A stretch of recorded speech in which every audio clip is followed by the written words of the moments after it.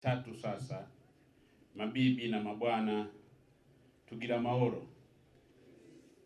amahoro chane. Na wasalimu kwa jina la Jamhuri ya Muungano wa Tanzania. Tunaitikia kazi iendelee.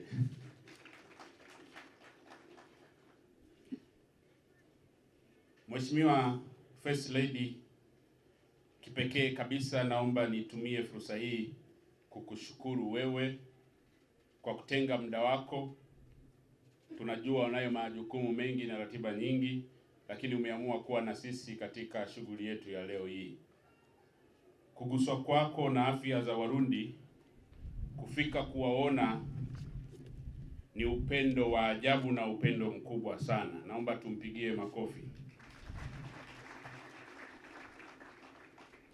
Kwetu sisi ni heshima kubwa, ni ishara nzuri kwenye ushirikiano wetu wa kidiplomasia na undugu wetu. Tunajua ungeweza kuamua kumtuma mtu akuwakilishe au ungeweza kutoa sababu nyingine, lakini kwa kuwa wewe ni mama unayejali afya za watu wako, umeamua kufika kuwatembelea, kuongea na kuwafariji wagonjwa ambao wako mahodini. Madaktari wetu wamefurahi sana kukuona, wagonjwa wamefurahi zaidi, na tunaomba Mwenyezi Mungu akuongezee upendo mwingi sana kwako na kwa Warundi wote. Naomba nitumie fursa hii pia kutoa shukrani nyingi sana kwa mawaziri wetu wawili tulioshirikiana nao kwa ukaribu sana. Tumeshirikiana kwa ukaribu sana na waziri wa mambo ya nje, lakini tumepata ushirikiano wa kutosha kutoka kwa waziri wa afya. Na ninajua kulingana na utaratibu wa kikatiba, pengine ndio ukomo wa madaraka unaweza ukawa umefika mwisho, lakini tunaomba kwa mamlaka ya uteuzi iendelee kuwafikiria na pengine waendelee kufanya majukumu haya kama waliokuwa wamekabidhiwa mwanzo. Bila uratibu wao kambi hii isingeweza kufanikiwa. Tunawashukuru sana. Pongezi nyingi sana kwa timu ya Wizara ya Afya, imefanya kazi kubwa sana. Sina uhakika kama kwa wiki hizi tatu Dr. Polycarp ameweza kutimiza majukumu yake mengine zaidi ya kuwepo kuangalia kambi inaendelea kwa kiwango gani. Lakini pia Dr. Oscar amekuwa ni mtu wa msaada sana na kiungo cha kuratibu matibabu haya. Tumepata ushirikiano wa kutosha kutoka kwa Dr. Eric wa Gitega. Tulifanya naye kazi kubwa sana na wametupatia ushirikiano wa kutosha. Management za hospitali zote za Gitega na Prince Charles zimefanya kazi kubwa, na wakati mwingine nje ya wakati,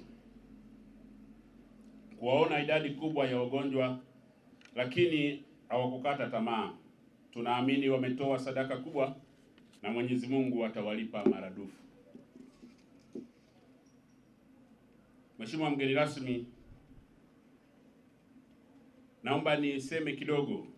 Yawezekana kuna maswali mengi ya kwa nini imekuwepo kambi ya matibabu kwenye hizi hospitali mbili. Naomba nijibu maswali hayo, na sijui kama nitatosheleza kwa wanaojiuliza maswali, lakini nafikiri ninayo majibu ya awali. Kwanza, kidiplomasia ni nyenzo mojawapo ya kuimarisha ushirikiano kati ya mataifa yetu mawili ambayo yanachukuliana kama mataifa ndugu. Undugu wetu hauwezi kuimarika kama afya zetu si imara. Mtaji mkubwa wa kuimarisha ushirikiano wetu ni afya bora kwa watu wetu. Kambi hii pia imetumika kama sehemu ya kubadilisha uzoefu kwa wataalamu wa tiba, kuwajengea uwezo na kuwaonyesha matumizi ya teknolojia za kisasa katika kutoa huduma za afya.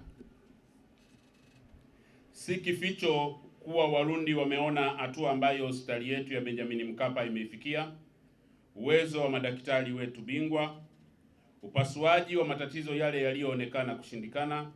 Ni kielelezo kikubwa kwamba Benjamin Mkapa ni kimbilio la watu wengi. Madaktari wetu wamerejesha furaha kwa waliokosa furaha kutokana na magonjwa mbalimbali.